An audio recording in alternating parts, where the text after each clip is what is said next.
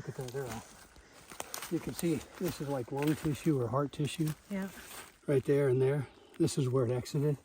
I mean, look at that thing. Oh, yeah.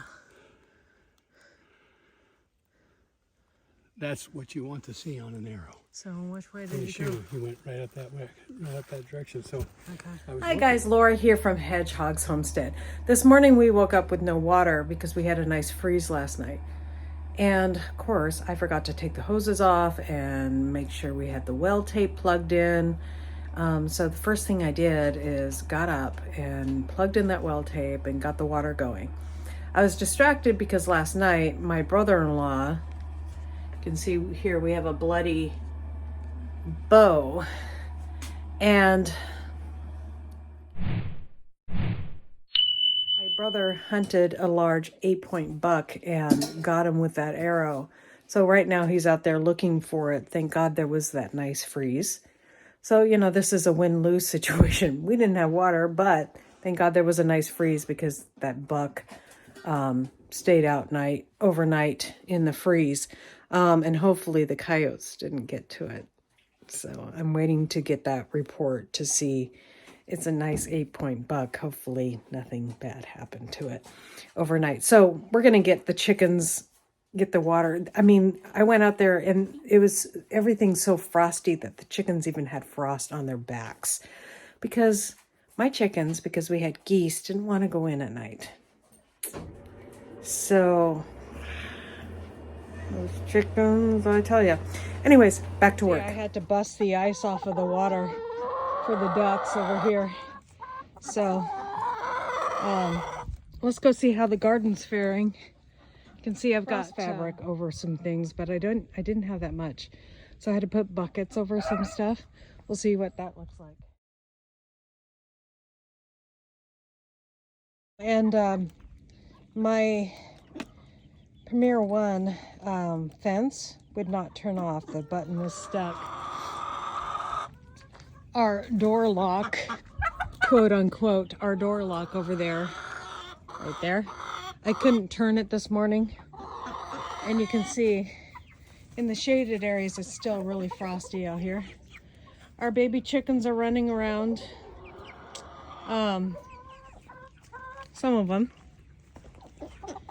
I'm starting to wonder if that guy's a rooster because he's the only one that's got a red. Maybe tonight I'll use, this is Swiss chard. That should be okay. Probably do better with the light. We'll take the buckets off of everything.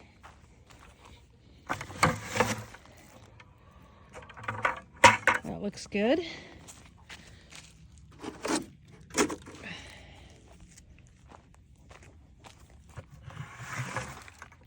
You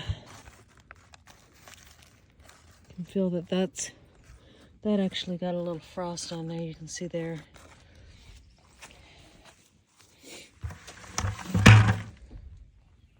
The broccoli looks pretty good. And this is broccoli again too. Well, that turned out well. We're just going to leave this stuff in here for tonight because we're getting another frost tonight. I think it does help that we have leaves on the bottom too. But this is celery. And then the carrots look fine. The cupboard looks pretty hardy as well. And the cilantro looks okay, but the cilantro likes cold, but not freeze. Okay, so the stuff under the frost cloth did really good. And look, I'm starting to get broccoli heads. On that one anyways. Not this one quite yet, but that one. And that one as well. Sweet. So I just need to, you know, limp these along a little longer and I can get this one, not yet. So we'll put that back over. The nice thing about the cloth is that I can't water through it, but at least I can keep it on and the light will go through it. So that's the nice thing about the cloth here, guys. So a little bit frostbitten. It doesn't do as well, but we're starting to develop a head in there. So we'll cover that back up. If you have smaller plants, you can do, like I have these, but I didn't save all the tops. I use these during the spring to start. I use this just in the spring and in the late spring. I use these to start my broccoli to keep bugs off of them. So, and that worked really well. So, kale's doing good. This is broccoli too, so I'm assuming it's doing good. And the peas look fine. As long as it warms up during the day, I think the peas are going to be fine. And some of this other stuff that's not as frost tender, like Swiss chard over here, should be able to handle it.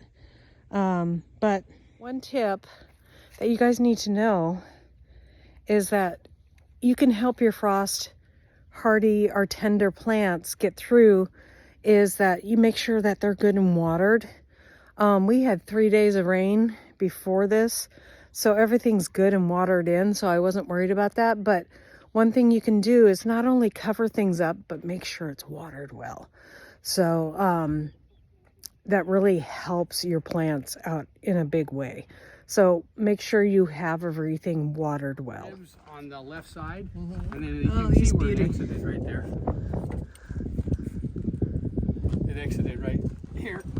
Wow. And he still went quite a ways, actually? 200 yards. Well, that's more than that. Yeah. I can tell you. I'll tell you exactly how far he went. Oh, you got them hung and everything, so you have a... I got to drop him off at the Did you, what do you do with the guts and stuff? left one for the Just coyotes. leave 'em? Yeah. Got He ants looked on them. like he was just laid down and went to sleep. He did. He laid in the actual drainage for the water. I mean, he was the drainage where the water is worn out in like a little creek bed. And he was laying in that. Really? Yes. Wow, that's awesome. Yeah. Good job. It's not the one I thought. No? It's a progeny of it though. Oh, yeah? Yeah, same antler structure. The one that I thought that I had that I showed the picture of, he actually is. He's actually quite a bit bigger, taller. Are they get deer on their property? Oh yeah. Yeah. Yeah, they show me some pictures of some dandies. They've got some really nice deer. He's long. A lot of backstrap there. We'll see you next time here on Hedgehog's Homestead. Thank you for coming by.